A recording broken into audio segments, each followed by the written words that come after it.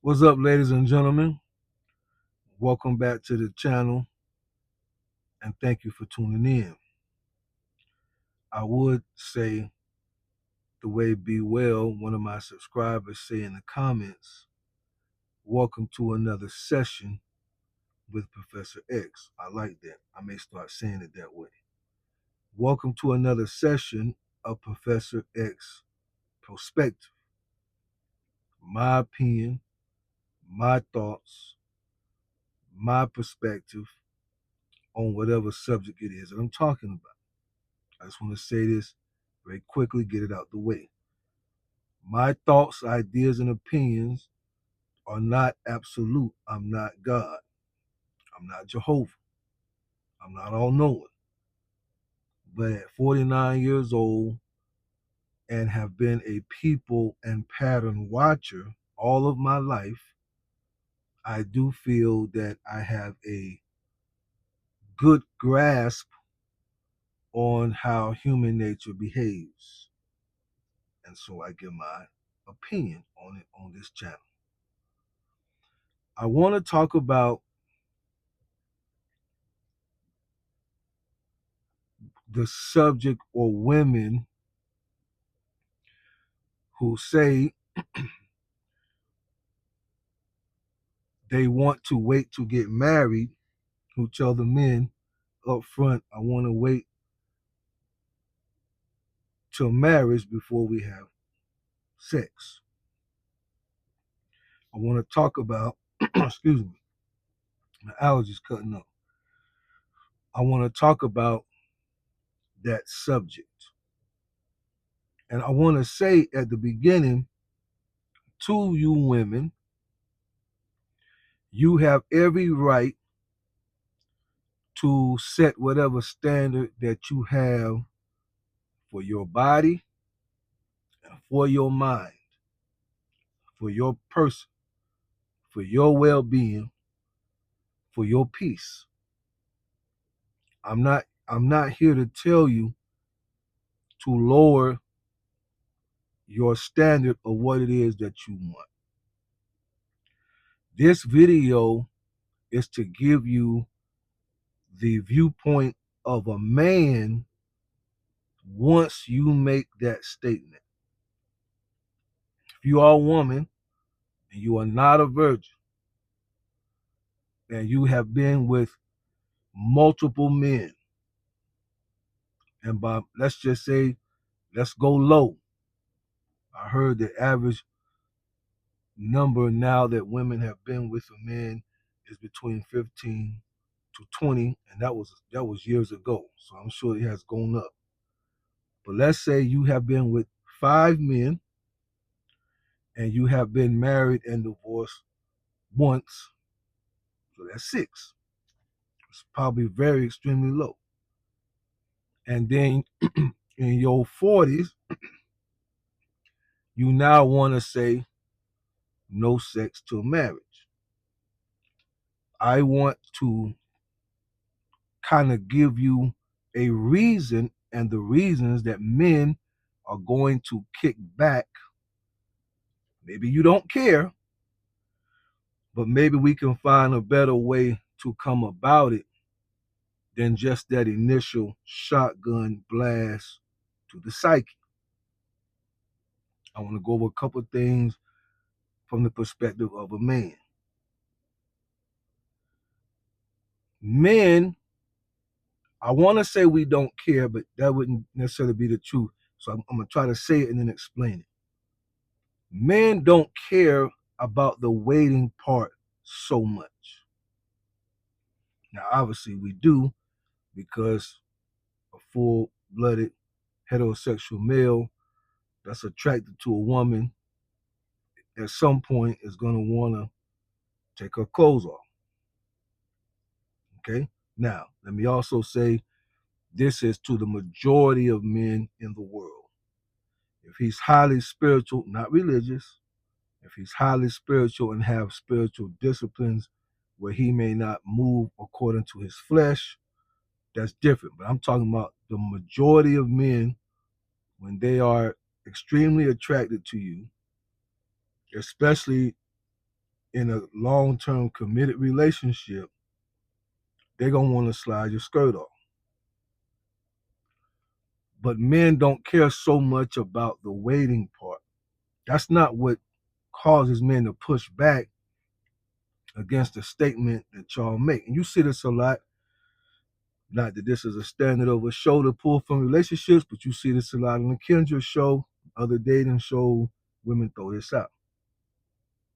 What bothers us is the seemingly unequal treatment that statement implies.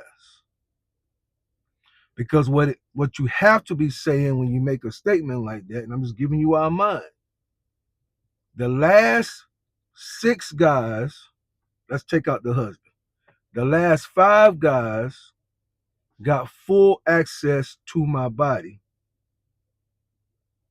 and all of the things that I chose to do. I'm speaking for a respectable woman. All the things I chose to do with that man, 5 guys got full access to all of this.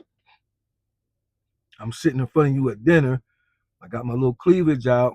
I done wore a little skirt, little outfit that my homegirls told me I look good in. I got my toes out. I look good. I can tell you want to bite into it. But you can't have none till we get married.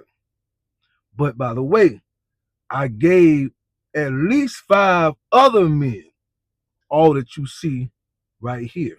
And I did not require them to marry me. I was horny. They was horny. I gave them some multiple times. Long relationship, 3, 4, 5 years. Maybe some only 2, 3 months. He got some too. But for you, the new guy, just know, as sure as my name is LaQuisha, Sorana, Cavassier, you will get none of this until we're married. That's the part that throws me in off. It's not the waiting. It's the seemingly unequal treatment. Because now, apparently, I'm what you are looking for, or you're on the market looking for someone like myself, but I have to wait for what other men less than me in your mind did not have to wait for. Again, women, listen, I'm not telling you to change your standard. That's what you want to say, and how, okay. I'm just telling you how men perceive it when you say it. Because sometimes what we say and how it come across ain't the same thing. So y'all feel like you're just setting a standard so he know. That information hits us way different than how y'all feel y'all gave it. Are you with me in this session? Another thing, and I personally believe this one. I personally do not believe, and I think I speak for a lot of men, that women suddenly become pure. I don't think that women have run to the church or to their bedroom, called out to God for a total cleansing of body, spirit, and mind, and rose up resurrected, and now they have the mind of the Bible. And so now you can't have access to me because I am so close to the Lord. I personally do not believe that that is the case of most women who make this statement. And I think that most men agree with me. I don't think women become pure. What I think is women become cautious. And I think most men see it that way. We believe that the rules changed with you after you had your heart broke. After, not after with an F, but the ATHA. After you dated Jim and John, whatever you like, dark skin, hazel eyes, light skin, green eyes. dreadlocks down his back, low cut fade like mine, full beard, Rick Ross, tiny mustache, T.I., Martin Luther King. You was with him, and you gave it to him. He broke your heart. You dated Tom Tilley, fronts in his mouth, no teeth at all, large nostrils like the first Michael Jackson, skinny nostrils like the resurrected Michael Jackson. You gave him some. He broke your heart. You dated Antonio Lopez. You decided to try somebody in Puerto Rico. Nice waves in his hair. You gave him some. He had you speaking Spanish. Or Indian, whatever. Me gusta. He broke your heart. You got married. Stayed married for years. To Antoine. He broke your heart. We believe, and then you saw those situations.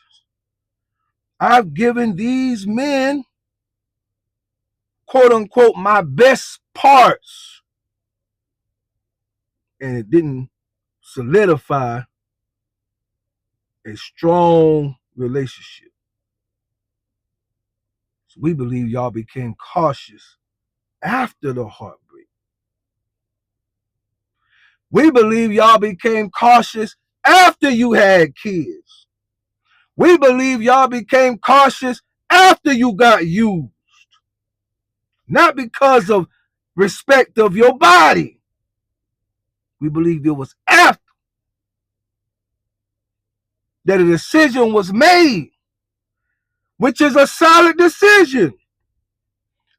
I have given myself to men who did not appreciate me enough to nail me down, not nail sexually, but put a ring on my finger, and now I have said, no other man will get this cheesecake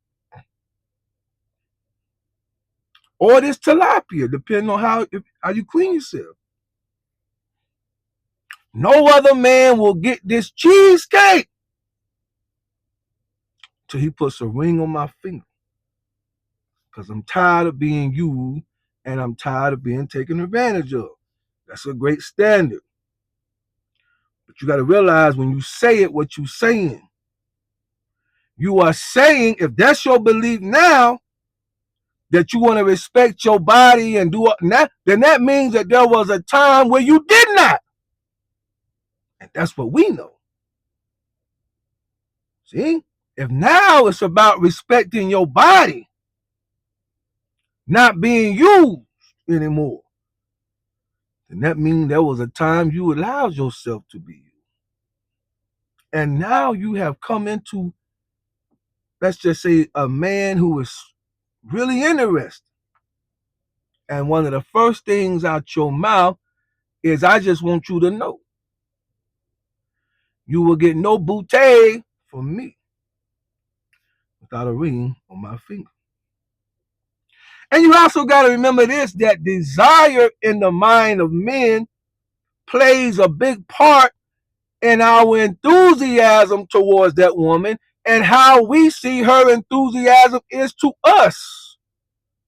Because we know that when a woman is into us strong, she wants to do certain things to us.